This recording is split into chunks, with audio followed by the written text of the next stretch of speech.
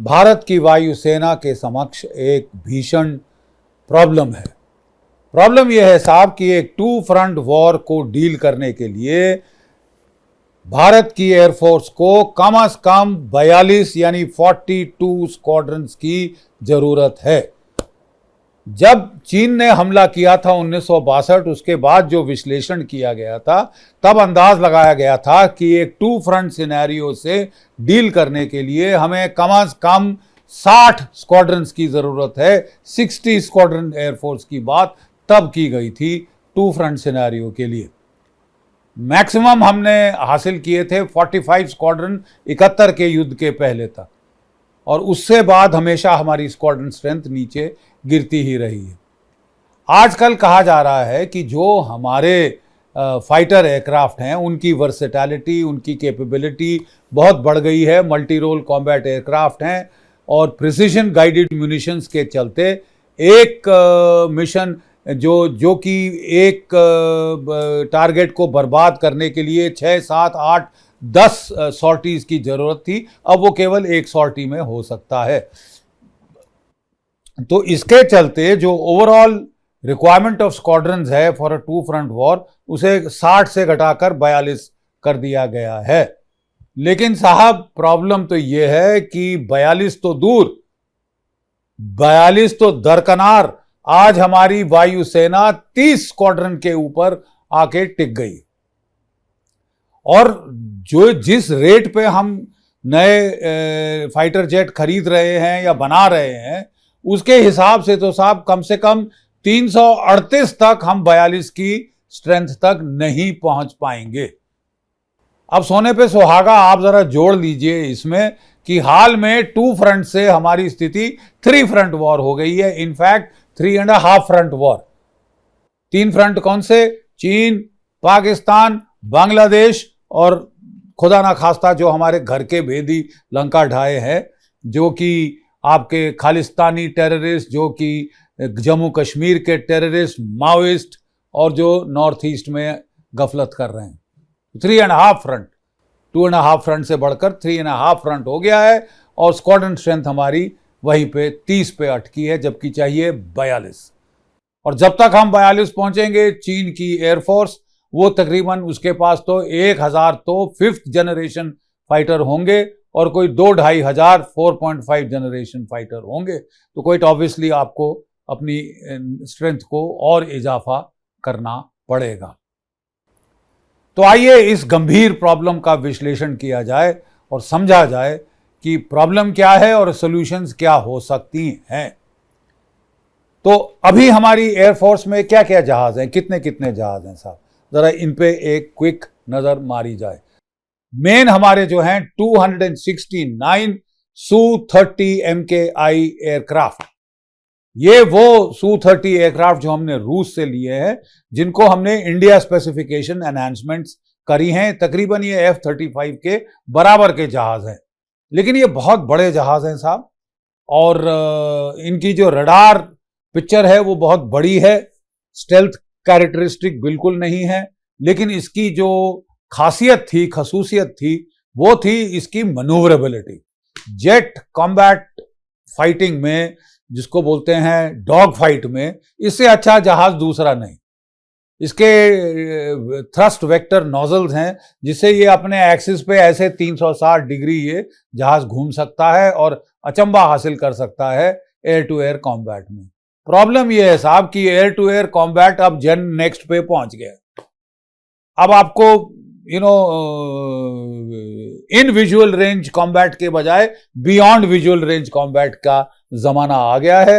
आपके jet fighters के ऊपर beyond visual range air to air missiles हैं, जो दुश्मन का जहाज 100 किलोमीटर, 200 किलोमीटर, 300 किलोमीटर दूर पकड़ सकते हैं और उसे बर्बाद कर सकते हैं बगैर दिखाई दिए। तो ऐसे में आपकी जो in close in dog fighting manoeuvrability की कैपेबिलिटी है, उसका ज्यादा मायने नहीं रह जाता। लेकिन बहरहाल ये अच्छे जहाज हैं और हमारे पास ये 259 के करीब हैं। और ये जो जहाज है, इनके जो रडार्स बहुत मुफीद हैं।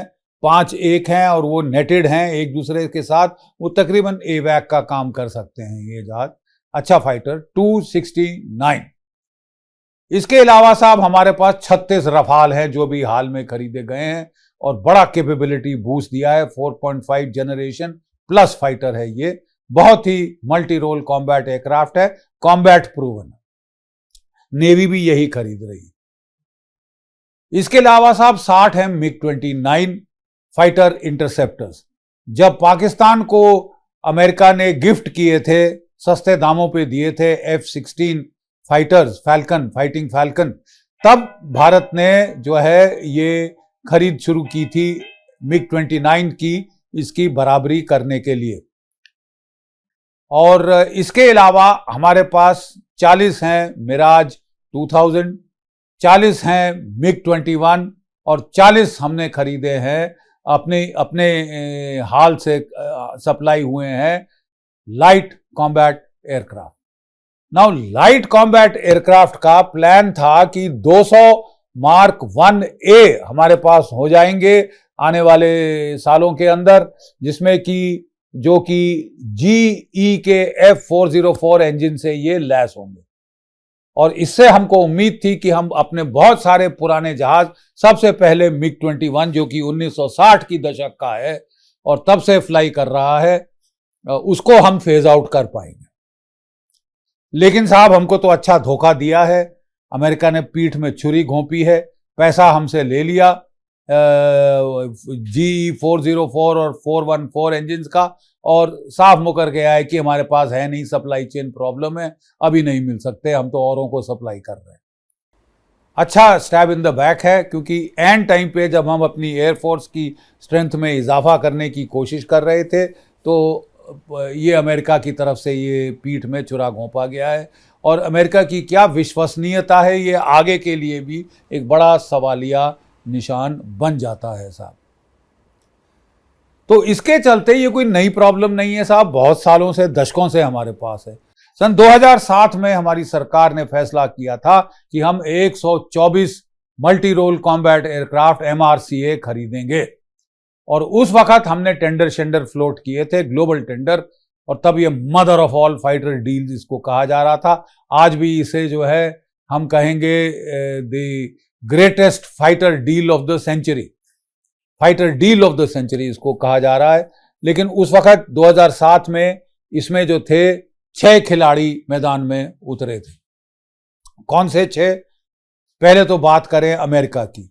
अमेरिका की जनरल इलेक्ट्रिक ने अपने 3 फाइटर्स जो है वो आपको फ्रेम में डाले थे, जिनके अंदर आपके F-15, F-15, इसके बहुत सारे वेरिएंट्स हैं। अभी इजराइल ने M-15I का इस्तेमाल किया है ईरान पे हमले के लिए, और फिर F-16 वो भी ईरान के खिलाफ इस्तेमाल किए हैं इजराइल ने। करंट हैं ये फाइटर्स, बने तो 70-80 की दशक में थे, लेकिन बहुत सारी इन पे मॉडिफिकेशंस और इम्प्रूवमेंट हुई हैं करंट रखने के लिए। तो F-15, F-16, F-18 हॉर्नेट, जो कि नेवी के अमेरिकन एयरक्राफ्ट कैरियर्स पे जो मेन फाइटर एयरक्राफ्ट है वो है FA-18 hornet, twin engine aircraft है। इसी का जो GE 414 इंजन है वो हम अमेरिका से खरीद रहे थे, और अपने जो कि तेजस मार्क 2 और जो कि हमारा नेवलाइज्ड वर्जन था तेजस का, उसको, और हमारे एडवांस मीडियम कॉम्बैट एयरक्राफ्ट जो कि हमारी स्टेल्थ एयरक्राफ्ट है, इंडिजिनस लोकल, उसको पावर करने के लिए हम खरीद रहे थे। तो बहरहाल अमेरिका के 3 candidate F-15, F-16, F-18, Europe के 3 कैंडिडेट थे 2007 की फाइटर डील में, उन जिनमें कि रफाल शामिल, सबसे पहले टाइफून शामिल जो कि रूस, जो कि जर्मनी, UK, इटली, स्पेन वगैरह का कंसोर्टियम बनाता है, और स्वीडन का ग्राइपन फाइटर, छोटा फाइटर है हमारे तेजस जैसा, लाइट वेट फाइटर है। ये उस वक्त कंटेंशन में थे। तो साहब आप समझिए कि 2008 से 2010 तक ट्रायल्स हुए, 2012 तक चले तकरीबन 4 साल, और फिर जो टाइफून और जो आपका रफाल था उसको शॉर्टलिस्ट किया गया कि साहब प्राइस नेगोशिएशन इन दोनों से की जाए।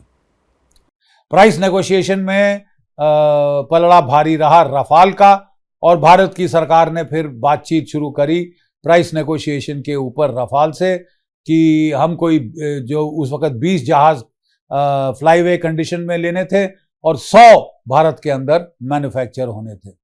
104 की बात हो रही। तो उस वक्त जो है झगड़ा शुरू हो गया साहब रफाल में और HAL में। रफाल ने जब चक्कर लगाया HAL की मैन्युफैक्चरिंग फैसिलिटी का, बोले साहब ये काफ़ी नहीं है, हम चाहेंगे कि नई बने, कोई प्राइवेट कंपनी ले।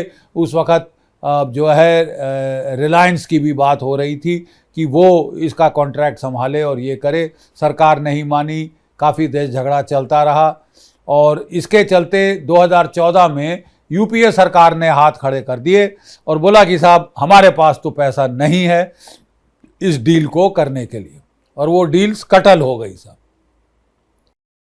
पैनिक मच गया हमारी एयरफोर्स में नेचुरली कि इतने साल 10 साल इस पे बर्बाद हुए और करके बोल दिया साहब कि ये डील तो हो ही नहीं रही। तो जब कि हमारी बीजेपी की सरकार आई, वो एयरफोर्स उनके पास गई बहुत कंसिडरेबल डिस्ट्रेस में कि साहब कुछ किया जाए। तो फिर हमारी नई सरकार ने, बीजेपी सरकार ने वो कैंसिल करी वो पुरानी डील, नए सिरे से शुरू किया और बोला हमको 36 फ्लाईवे कंडीशन में जहाज चाहिए।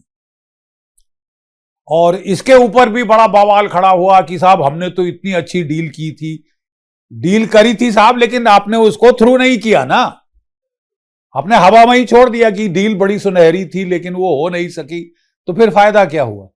तो ये नई सरकार ने कम से कम 36 रफाल तो ले लिए साहब। और फिर जो मरीन फाइटर की जरूरत थी नेवी के लिए, वो हमारी नेवी ने 2022 में बोला कि हमको भी रफाल मुफीद लगा है, F-18 हॉर्नेट जेट फाइटर से ये ज्यादा अच्छा है। ठीक है साहब। तो प्रॉब्लम यह है कि अब आपको डील करना था एक ऐसी सिचुएशन से कि जिसमें जो 100 जहाज जो हमारे देश में बनने थे वो तो बने ही नहीं साहब। फिर हमने बहुत जोर लगाया, बड़ी उम्मीदें हमारी टिकाई जो हमारे लाइट कॉम्बैट मार्क 1A के ऊपर, जिसमें कि अमेरिकन जेट इंजन हमने नेगोशिएट किए थे कि ये इंजन हमको मुफीद हैं, बड़ा फायदा रहेगा। AMCA भी हमारा इनसे बन जाएगा F-104 से, और GE-404 से हमारा मार्क 1A हो जाएगा, मार्क 2 और AMCA 414 से हो जाएगा। वो आप सब जानते हैं कैसे हमारी पीठ में छुरा भोंका गया।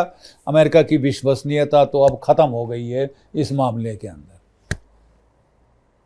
अब क्या करें, 100 जहाज की आपके पास स्ट्रेट अवे आज कम है। तो हमारी सरकार ने फैसला लिया है कि साहब हम फिर से एक ग्लोबल कंपटीशन करेंगे, और इस बार जो ग्लोबल कंपटीशन है वो the fighter deal of the century होगा। और इसके चलते इस बार 8 जहाज उसके अंदर शामिल हैं। कौन से 8 साहब? वो पुराने जहाज जो मैंने बात करी थी, F-16 के बदले जनरल इलेक्ट्रिक ऑफर कर रही है F-21, जो कि एक मॉडर्नाइज्ड वर्जन है, एडवांस्ड वर्जन है F-16 का। उन्होंने कहा कि साहब हम आपको दे देंगे प्रोडक्शन के लिए, और मेंटेनेंस भी आप दुनिया भर के जो जहाज हैं ये आपके यहाँ हब खोलेंगे मेंटेनेंस की। तो F-21, फिर F-15 ईगल, और फिर आपका जो कि F-18 हॉर्नेट, ये जो पहले 3 जहाज ऑफर किए थे मॉडर्नाइज करके उन्होंने F-16 जोड़ दिया है। नोटवर्दी है कि साहब F-35 ऑफर नहीं किया, जापान को दे रहे हैं F-35, भारत को नहीं देना चाहते, और देशों को दे रहे हैं यूरोप वगैरह में, भारत को उन्होंने ऑफर भी अभी तक हमको नहीं हुआ है। तो 3 अमेरिकन जहाज F-21, F-15, F-18 हॉर्नेट। इसके अलावा यूरोपियन जहाज वही 3 रफाल, टाइफून, ग्रिफिन, और 2 इस बारी रूसी जहाज इन द फ्रे है, MiG-35 जो कि MiG-29 का एडवांस्ड वर्जन है, और Su-35 जो कि Su-30 का एडवांस्ड वर्जन है। ये 8 जहाज फ्रे में है, तकरीबन वही जहाज है। तो सवाल आता है कि साहब वो हम पहले इनकी टेक्निकल टेस्टिंग कर चुके हैं, तो क्यों ना टेक्निकल टेस्टिंग को छोड़ा जाए, 4 साल 3-4 साल उसमें और लग जाएंगे। प्रॉब्लम ये है साहब कि सब जो हैं एयरक्राफ्ट मैन्युफैक्चरर वो अपग्रेडेड वर्जन दे रहे हैं, बोले कि साहब अपग्रेड के साथ लो, वो तो पुराना था हमारा मॉडल, अब नया मॉडल आ गया। तो आपको ये टेस्टिंग करनी पड़ेगी, कम से कम भी आप करें तो साहब आपको तकरीबन 2-3 साल तो कहीं नहीं गए, टेस्टिंग में ही चले जाएंगे। उसके बाद फिर साहब आप शॉर्टलिस्ट करेंगे 2 फाइनलिस्ट, और फिर आप बोलेंगे कि साहब आप जो है फाइनेंशियल नेगोशिएशन, परचेज नेगोशिएशन इनके साथ कर लीजिए, जैसा कि पिछली बार हुआ था। ये सारा प्रोसेस आराम से 7, 8, 9, 10 साल तक ले सकता है साहब, गोइंग बाय पास्ट प्रेसिडेंट। पहले इतिहास में क्या हुआ, कि इतिहास क्या दर्शाता है। क्या हम अफोर्ड कर सकते हैं साहब 10 साल वेट करना 100 फाइटर जहाज़ों का? तब आने शुरू होंगे साहब, कब तक पूरे आएंगे अब वो तो बोले कि भगवान ही जाने। तो क्या हम अफोर्ड कर सकते हैं? दूसरा जवाब उसका यह है कि चारा क्या है आपके पास। हम जो अपने घर में बना रहे थे जेट इंजन, हमने सोचा अमेरिका हमको दे रहा है बड़े अच्छे, तो वो तो डील साहब वो स्कटल कर दी अमेरिका ने तकरीबन। अब रही बात, फिर हम दौड़े दौड़े फ्रांस के गए, फ्रांस ने साफरान इंजन ऑफर किए हैं, और ये डील मुझे अक्लमंद लगती है, क्योंकि 10 किलो न्यूटन का है ये इंजन, ज़्यादा ताकतवर है अमेरिकन इंजन से, और ये आया तो हमारे AMCA को भी फ़ायदा होगा। मेरे ख्याल इसको तो हमको स्ट्रेट अवे लेकर डेवलप शुरू करना पड़ेगा, लेकिन डेवलप कर कर LCA में फिट करना, AMCA में फिट करना थोड़ा टाइम उसमें लगेगा। बट जो कुछ भी है, चारा आपके पास और दूसरा नहीं है। और क्या विकल्प हो सकता है?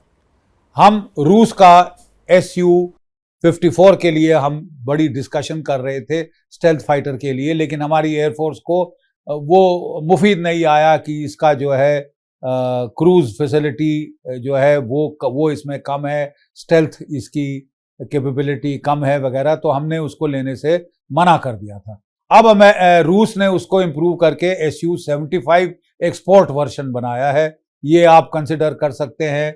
फिर आपका जो है F-35 अमेरिकन है, अगर वो आपको ऑफर करें, लेकिन साहब एक बार जो दूध का जला छाछ से भी डरता है, फूंक फूंक कर पिएंगे हम अगली बार। अमेरिका ने एक बारी धोखा दे दिया है साहब हमको जेट इंजन्स पे, क्या हम फिर ट्रस्ट कर सकते हैं अमेरिका को इस मामले में?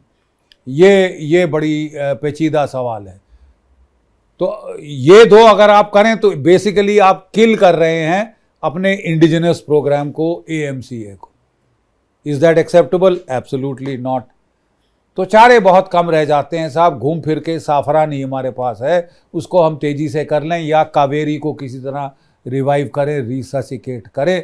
लेकिन एक गंभीर समस्या हमारी एयरफोर्स के सामने है।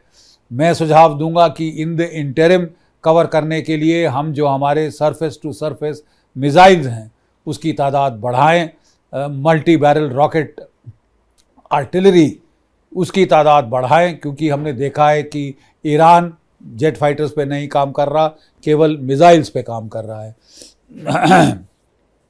रूस भी मिसाइल्स और जेट फाइटर्स दोनों पे काम कर रहा है, ज़्यादा तवज्जो मिसाइल्स को दे रहा है। तो क्या इंटरिम सोल्यूशन है कि हम जो है मिसाइल्स को ज़्यादा तवज्जो दें जब तक कि हमारे एयरक्राफ्ट के शॉर्टफॉल पूरे नहीं होते? I don't think you have much of a choice, आपको करने पड़ेंगे। बड़े ड्रोन्स की तरफ आपको जाना पड़ेगा, काफ़ी अच्छे ड्रोन्स आ रहे हैं, इलेक्ट्रॉनिक काउंटर मेजर्स के साथ आ रहे हैं, जो कि अब हमने देखा कि रूस लगातार कीव के ऊपर धड़ाधड़ इन पे हमला कर रहा है। तो इस टाइप की इंटरिम सॉल्यूशंस हमको देखनी पड़ेंगी, लेकिन अपनी स्क्वाड्रन स्ट्रेंथ को मेकअप करने के अलावा हमारे पास और कोई चारा नहीं है। कुछ भी हो, जैसे तैसे हमको ये जल्द से जल्द करना ही पड़ेगा। जय हिंद।